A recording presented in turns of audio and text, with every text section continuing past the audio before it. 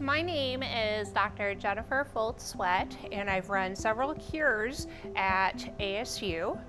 I want to take a minute and talk about the different types of projects and questions that my students have asked over the semesters, having to do with bees and pollination.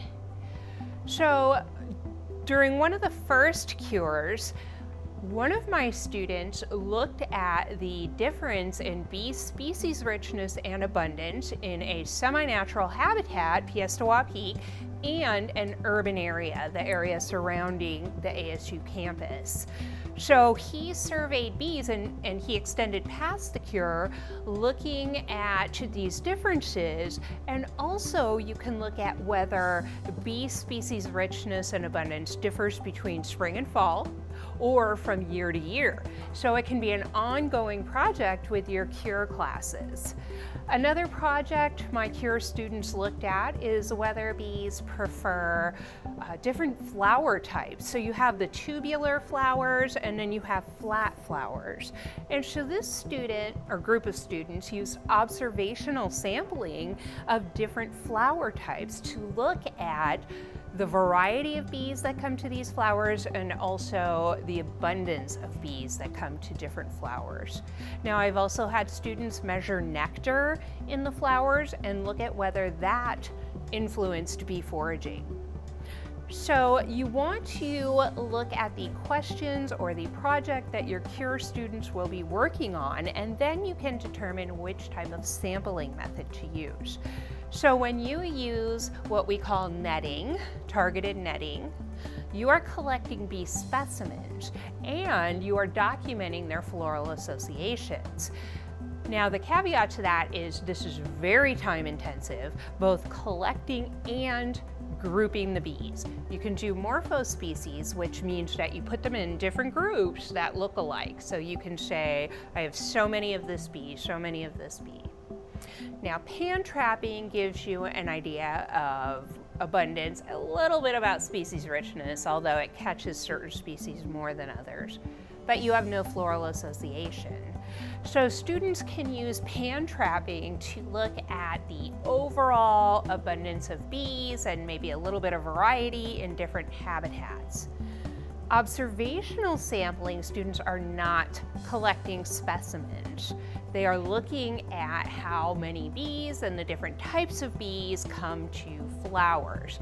This is the method I prefer for cures because it is less time intensive and students do not have to try to identify the bees down to a species or morphospecies level. So just to give you an idea, when I identify bee species, it can easily take 30 to 45 minutes for me to identify one specimen if it's something I haven't seen before.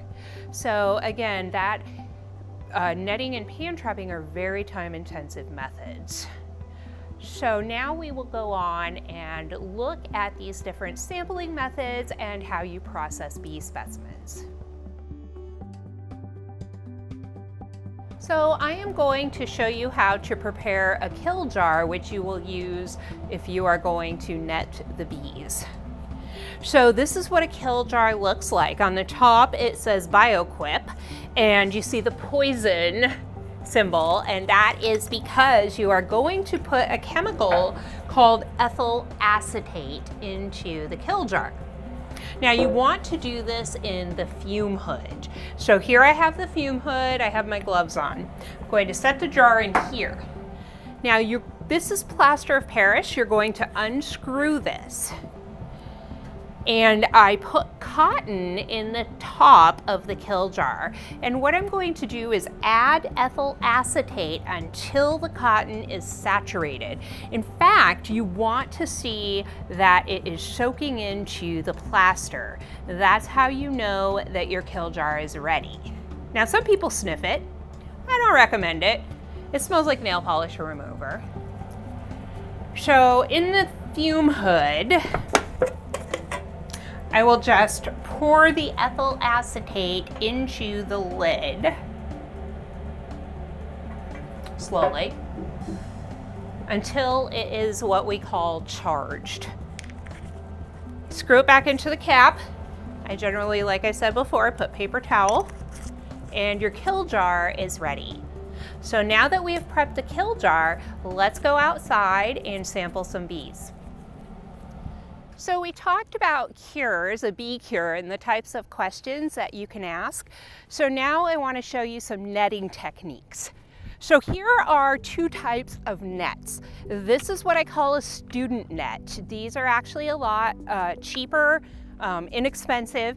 This is a professional net, which costs a little bit more. They range around $100. So here is the benefit of this type of net. If you look close at the mesh, the student net has larger mesh. This net is really tightly woven. So the difference here is you can catch very small bees with this net as opposed to medium and larger size bees that you'll get with this one. Now I use the professional net, but if you're running a cure, you may want to go for the other type of net, especially because these really small bees are hard to see. So now let's go and do some netting on this patch of mallow, the scientific name being Straussea ambigua. As I walk around the patch, I want you to notice that I walk in a way so that my shadow does not fall on the plants. If a bee is foraging and a shadow comes over, it will generally fly away. The other thing I want to point out is that you should sample when it's sunny out, very little cloud cover, above 70 degrees Fahrenheit, and not very windy. Okay, so let's get started. So the first thing I'm going to do with this patch of flowers is walk around the perimeter. Now remember, you need to walk so that your shadow is not falling over the plant. I want to stay about 2 feet away from the plant so that I don't scare the bees.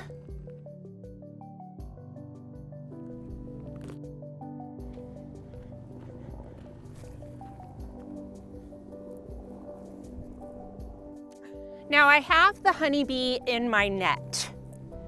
What you want to do at this point, bees will always fly up. So you want to keep your hand right here. The bee is right here. Now make sure that the net does not come over your hand enough so that the bee can sting you. So in my pocket, and this is where I usually carry my field equipment, you can also get a pack to put around your waist, but this is what we call a kill jar. And obviously I use it to kill the bees. Now I want to make a note here. Native bee populations are declining, so I do this in a very cautious way. I don't want to catch too many bees. We have a honeybee here, which is from Europe, and these are not declining. Here's the top of my kill jar. Now it has ethyl acetate, which is kind of like nail polish remover. So what I'm going to do, I'm going to hold the lid in my right hand, and I'm right-handed. I'm going to feed the jar up through the net, making sure not to let my bee go. So I keep feeding the net through my hand until the bee is in the very top of the net. It flies into my jar. I put the lid on over the net.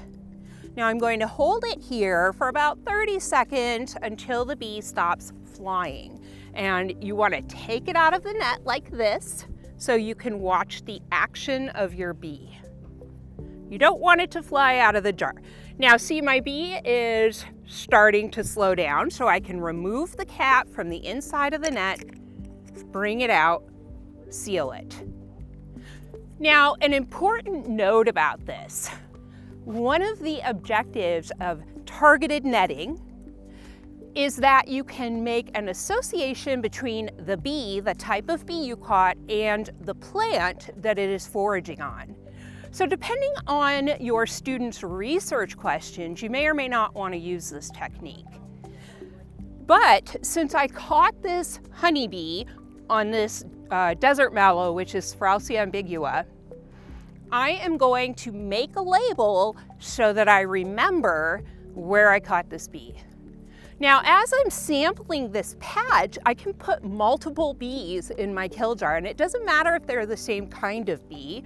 They could be all different species because I'm going to put them in different storage vials with different labels. So for this sampling method, I have a volunteer, my husband, Ken Sweat. He is going to show you how to do this actual technique. So what I want to show you is pan trap sampling. It's also called bee bowls. There are a few things you need to know before you start this technique. So first of all, I use these Solo plastic bowls. They come in white, but you need white, fluorescent blue, and fluorescent yellow. So I always buy spray paint at like Ace Hardware, that's fluorescent, and you paint the inside of your bowls. Now keep in mind that if you're in a region like Arizona, you're going to need to redo your bowls halfway through the season because they crack, peel, and break. So we are going to lay these pan traps out every 5 meters, and you'll do this on a 150 meter transect if you can. This is just the standardized protocol, but you can alter it as needed. So you will be using 30 pans, and you need to do it in a color sequence. So for today, I have yellow, white, blue, so it will go yellow, white, blue, yellow, white, blue, okay? Now, in your pan traps, you are going to put water with Dawn blue dish soap. Now again, standardized protocol, this is what we all use. And the reason is kind of funny. We use it because we just look at the color of the water to determine when we have enough soap. I usually put approximately a tablespoon of Dawn per gallon of water. But let's squirt some in here. You want it to be a light blue after you mix it up. Maybe a little bit more. I think that looks good. Now this is a surfactant so that the bees, once they land in the water, they can't fly out of the water. So again, this is a technique where you are actually killing the bees and bringing them to the lab. The good thing about pan trap sampling is that it's unbiased, meaning it doesn't matter who's putting out the pans, you will catch the same types of bees. Whereas netting, it varies a lot depending on who is doing the netting. Now, one con about using pan traps is that they tend to only catch small to medium bees. The large bees do not come down to the pans. And by large, I mean like bumblebees or carpenter bees. So let's get started. So today we are going to put down 3 pans, but remember you will be using 30 if you're on a 150 meter transect. Now, for those of you who are wondering what a transect is, it's just a straight line that you measure that goes through whatever area you are trying to sample. So for bee sampling, I like to put my transects in the middle of the area. But you can also do an X formation so that you are getting more area. I generally do 2 transects per region, per habitat. So I'm going to have Ken place the pan traps and then he will go back and fill them. You fill them about 2/3 of the way. And again, this kind of depends on region. In Arizona, a lot of my water in the pan traps evaporates throughout the day. I generally place my pan traps in the morning before 9 a.m. and I pick them up around dusk, which is about 5 o'clock. But again, you have to make sure, like in some areas that I've sampled, the wind starts to blow around 3 or 4 o'clock and that will blow your pan traps over. So just make sure you have a protocol that matches the particular area that you're sampling. Here are 3 pan traps, and like I said, I decided to do yellow, white, blue. It doesn't matter which order you put them in as long as you're consistent. So he starts here with the first pan. Now, notice there are a lot of soap bubbles in this pan. You do not want that. Bees will see the soap bubbles and they will not land on this. The idea is that they think this is a flower. So what you want to do is pick up your pan trap and I lightly blow on the bubbles so that they are blown out of the pan. Now, granted, they will go down after a while, but you want to give the maximum amount of time for bees to see your pans. That looks better. Now, Ken is going to start at this spot and he will pace out 5 meters to the next pan. Wide step, or 1 meter is a wide step. And so Ken is going to remove the soap bubbles. Very good. Now, one other thing I want to point out, and Ken will demonstrate this with the next pan, you should be going through vegetation. You don't have to go on a clear path. And if you're putting your pan in vegetation, you want to make sure it's flat and you want to clear the vegetation away from the pan so that the bees can see it and access it.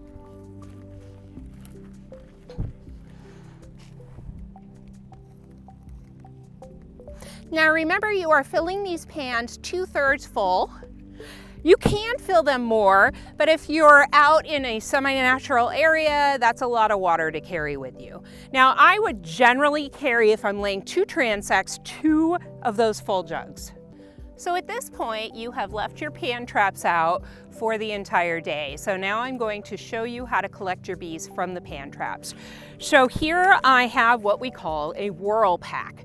Now these work best for collecting your bees.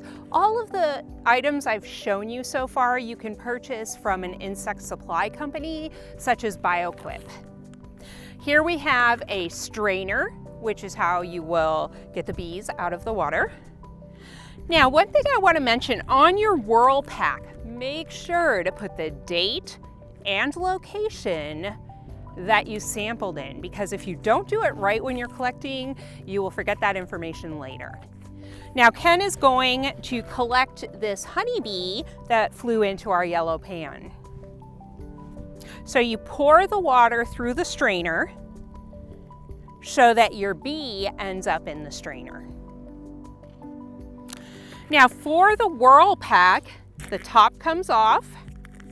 What I usually do, there are tabs on the side to open it, and then I give it a quick burst of air so that you can put the bees inside. This is a difficult part. I have tried various techniques to get the bees inside the whirl pack. A lot of times you have a lot of small bees.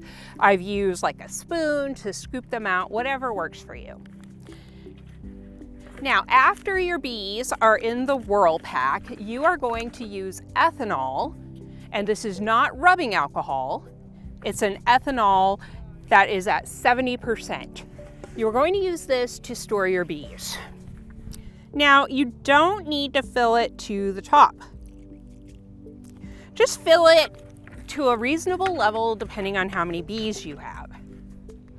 Now, to seal the whirl pack, this is important, otherwise all your ethanol is going to run out. You want to squeeze it shut like this, take the air out, and now you are going to fold it down.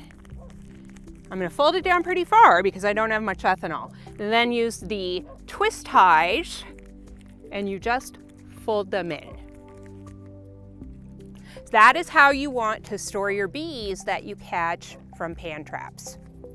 So now I'm going to show you the last sampling method that you can use, and this is actually one I prefer for cures because you are not taking a lot of bees out of nature or in an urban area. So I'm going to go over observational sampling next.